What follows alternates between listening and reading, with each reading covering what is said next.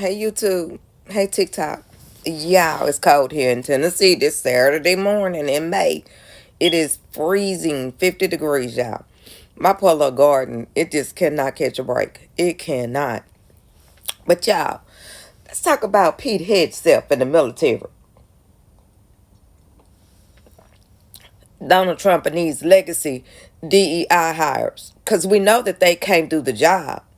They only got it because they're loyal to him and because they're rich. So can you imagine this fella who, imagine you on your job. You've been doing your job. You've been training people for over 20 years.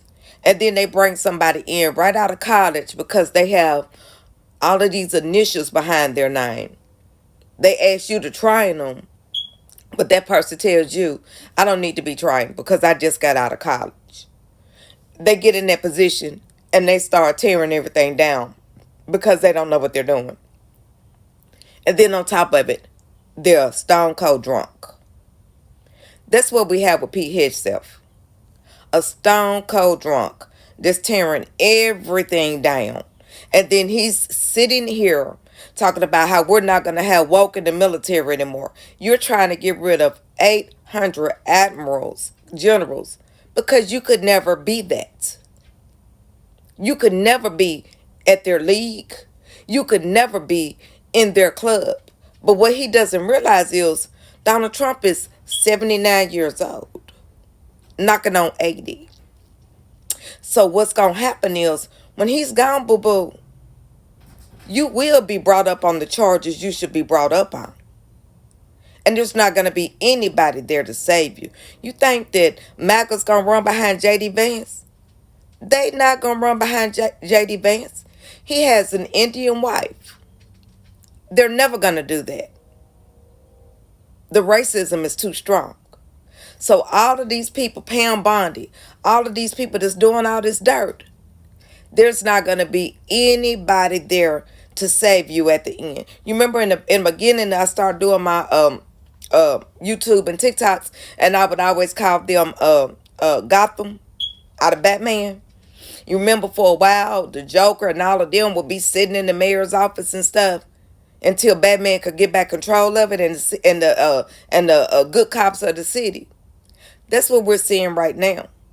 This will pass. Now, we don't know how America's going to look once it passes, but what we do know is we'll never go back to the status quo. We'll never go back to one group of people telling everybody else what they should, would, and could be doing. That's different. We're going to go back to the melting pot, the true melting pot of what America should be. So actually, we'll be moving forward. We won't be moving backwards. Because I know for black people, we're done with that. And we're done with anybody defining us anymore. So that's a wrap. But this fella sitting up here telling folks who have been in battle, this Yahoo has never, himself ain't never been in battle. Never.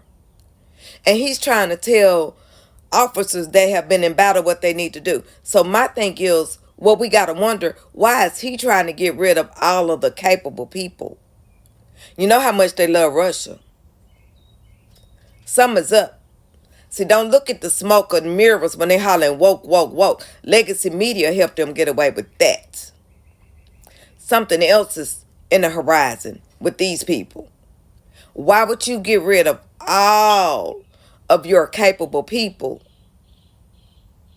Because himself been in there as the worm and the snake he is long enough to know how to do some of the ins and outs of it. He's getting rid of all the capable people with his wife from Fox sitting at his side. You can't make this shit up. America's the laughing stock of the world.